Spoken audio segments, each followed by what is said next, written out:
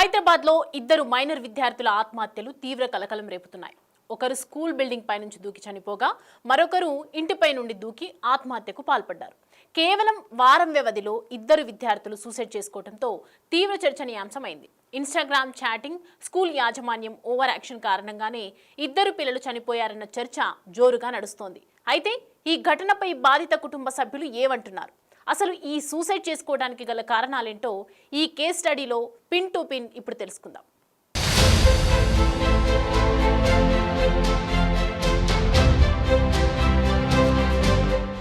మియాపూర్లోని Janapriya apartments D block 4వ అంతస్తులో విజయ్ నాయక్, చిన్మయ్ నాయక్ దంపతులు నివాసం ఉంటున్నారు. వీరి కుమార్తె హన్సిక నాయక్ మాధవ్ నగర్లోని సెయింట్ మార్జిన్ స్కూల్లో 10వ తరగతి చదువుతోంది.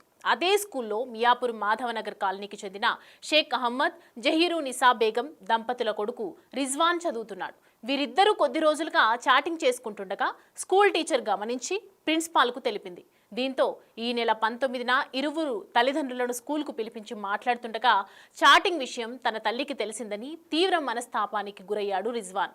ఈ క్రమంలో స్కూల్ బిల్డింగ్ 5వ ఫ్లోర్ నుంచి దూకి ఆత్మహత్య చేసుకున్నాడు.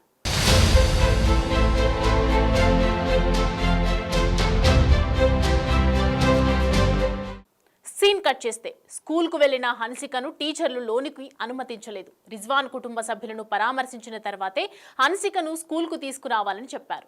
స్కూల్ యాజమాన్యం చెప్పినట్లు విజయ్ నాయక్ తన కూతురిని తీసుకుని రిజ్వాన్ ఇంటికి వెళ్లారు. ఈ సమయంలో మృతుడి కుటుంబ సభ్యులు తీవ్ర ఆగ్రహానికి గురయ్యారు. నా కొడుకు చనిపోయినట్లే చావు అంటే హన్సికపై ఫైర్ అయ్యారు. అంతేకాకుండా పరీక్ష రాసేందుకు హన్సికను స్కూల్లోనికి అక్కడి యాజమాన్యం అనుమతించకపోవటం, రిజ్వాన్ కుటుంబ సభ్యులు దూషించడంతో తన కుమార్తె హన్సిక తీవ్ర మనస్తాపం చెందిందని పోలీసులకు ఇచ్చిన ఫిర్యాదులో హన్సిక తండ్రి పేర్కొన్నారు. एक्चुअली मैं जो बोल रहा हूँ भगवान को कसम करके खा के ही मैं बोल रहा हूँ, मेरा सुसाइड के लिए स्कूल फ्रेंड एंड उसका जो लड़का का मरा हुआ पेरेंट्स रिस्पॉन्सिबिलिटी है. और मैं उसका पेरेंट्स ने क्या बोला कि तुम जाके तुम्हारा बेटी को तुम जाके ऊपर धक्का मार के उसको गिरा दो, ऐसे कटनिंग किया और एजुकेशन भी तुम्हारा इधर बंद कर देता हूँ बोल के बोला. मैं आज स्कूल गया, स्कूल वाला ने मुझे रिटर्न कर दिया, मना कर दिया. आज तुम्हारा बेटी एग्ज़ाम देने के लिए नहीं होगा. वो सभी सुन के जाके वो जॉब कर दिया सर.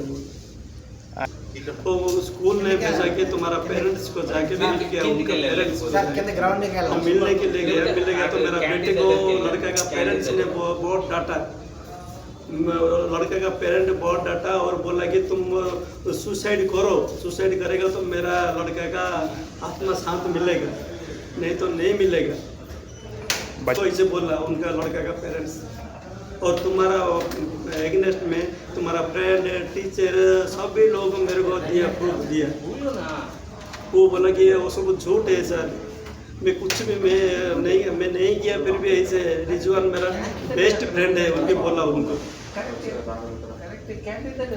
बाद में आज गई, वो बोला कि पापा आज एग्जाम है, सभी फ्रेंड जो बुरा फ्रेंड को अलाउ किया एग्जाम में, मेरे को अच्छा फ्रेंड को ये लोग ने आज मेरे को अलाउ नहीं कर रहे बोल के बोला.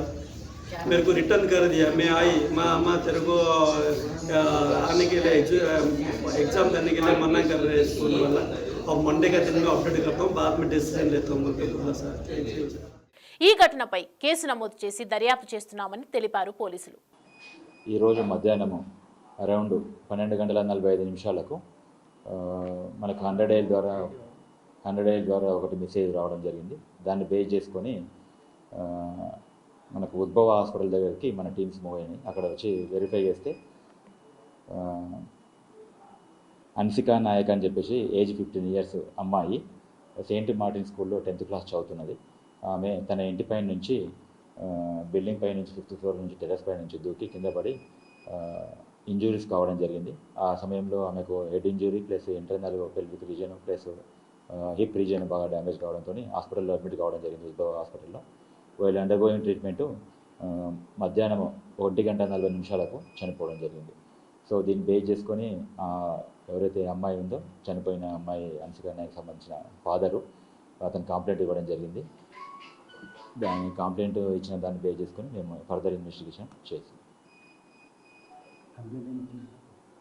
కంప్లైంట్ వచ్చేసి అమ్మాయికి లాస్ట్ 10th క్లాస్ చదువుతున్నప్పుడు వేరే అదర్ ఇష్యూస్ ఇచ్చారు. ఏదైతే స్కూల్లో చదువుతున్నప్పుడు ఆ స్కూల్ మేనేజ్మెంట్కి సంబంధించిన కొన్ని ఇష్యూస్ మెన్షన్ చేశారో అదేంటనేది మేము ఫర్దర్గా ఇన్వెస్టిగేషన్లో మేము వెరిఫై చేసుకుంటాం.